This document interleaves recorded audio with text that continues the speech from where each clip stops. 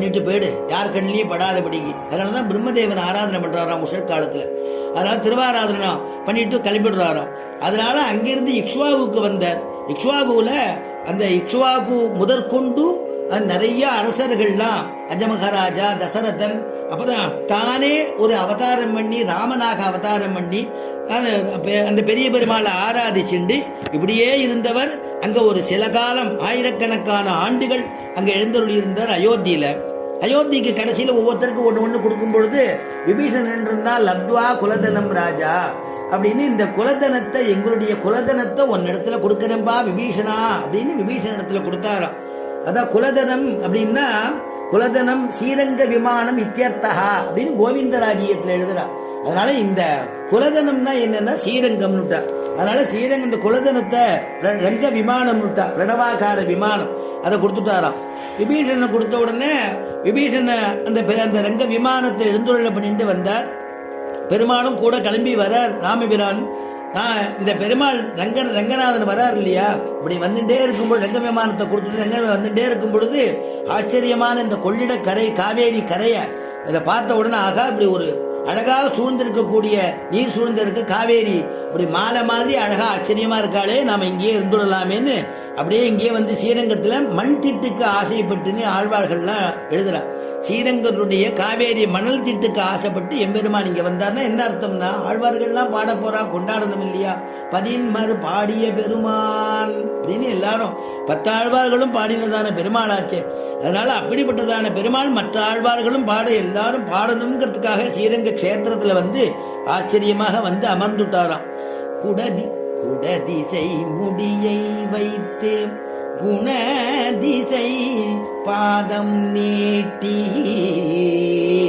குடதிசை முடியை வைத்து குணதிசை பாதம் நீட்டி, வடதிசை பின்பு காட்டி தென் திசை இலங்கை நோக்கி, கடல் நிற கடவுள் எந்தை அரமனை துயிலுமா கண்டு உடலென குருகுமாலோ, என் செய்கேன் உலகத்தீரே,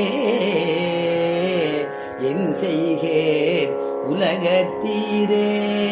குடதிசை முடியை வைத்து குணதிசை பாதம் நீட்டின்னு ஆச்சரியமா பெரிய பெருமாள் சயனிச்சுட்டார். ஒரு கை உபதானமா வச்சுட்டார், திருவடியை நீட்டுட்டார், ஒரு கையை அப்படி நீட்டின்னு சயனிச்சுட்டு இருக்காராம்.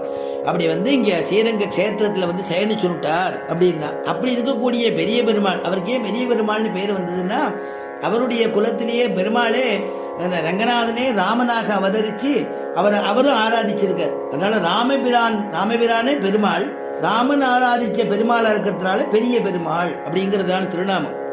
இங்க சுவாமி தேசிகன் சாதிக்கிறார். அப்படிப்பட்டு இங்க அச்சாவதாரமா வந்து எங்களுக்கு எல்லாம் உபகாரம் பண்ணிடு. எல்லாரும் சொல்றா இல்லையா, எல்லா திவ்ய தேசத்துக்கும் போய் திவ்ய தேசமா சேவிக்கணும் இல்லையா. இடைப்பிள்ளையாகி உரைத்தது உரைக்கும் எதிவரனார். இடைப்பிள்ளையாகின்னா, இடைப்பிள்ளைன்னா கிருஷ்ணன். அறியாத இடைச்சியரும் அறியும் வண்ணம் அம்புயத்தால் உடன் நன்னால் அவதரித்த குறையாதுமில்லாத கோவிந்தா, குறையாதுமில்லாத கோவிந்தா, நின் குறைகளற்கு அடைக்கலமாய் குறிப்பு தந்தாய். அறியாத இடைச்சியரும் அறியும் வண்ணம். வழக்கை இடக்கே தெரியாத இடைச்சிகள் இடத்துல பெருமாள் அவதாரம் பண்ணாராம் இடைப்பிள்ளையாகி. சரி, எதுக்கு அவதரிச்சார்? அவர் அங்கேயே இருந்திருக்கலாமே, திருப்பார்கடல இருந்திருக்கலாம், வைகுண்டத்தில் இருந்திருக்கலாம். எதுக்கு அவதரிச்சார்னா நமக்கெல்லாம் உபகாரம் பண்ணணும் தான் அவதரிச்சாராம். ஏஷ நாராயண ஸ்ரீமான் க்ஷீராநவநிகேதனா நாக பரியங்க முத்ஸ்ருஜ்யேஹி ஆகதோ மதுராம் புரிமூ.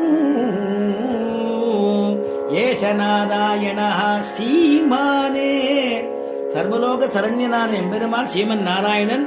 க்ஷீரார்ணவ நிகேதனா, திருப்பார்கடல்ல எழுந்தொள்ளியிருந்தவன். நாக பரியங்கம் உத்ஸ்ருஜ்யஹி, அங்க எல்லாம் விட்டுட்டு ஆகதோ மதுராம்புரிம், மதுரால கண்ணனாக அவதரிச்சான் அப்படின்னு கொண்டாடினா இல்லையா கோகுலத்துல. அந்த கிருஷ்ணன் அவதரிச்சது எதுக்காகனா கீதை, பகவத்கீதையை நம்ம கொடுத்தாராம். ஏன்னா எதுக்காக நான் தான் அவதரிக்கிற அவதார காரணம் என்னன்னு சொல்லிட்டு தானே ஆரம்பிக்கிற. பரித்ராணாய சாதுனாம் விநாசாய துஷ்கிருதாம் தர்ம சம்ஸ்தாபனார்த்தாய சம்பவாமி யுகே யுகே அப்படின்னு சாதிக்கிறார் இல்லையா. சாது ரக்ஷணார்த்தம்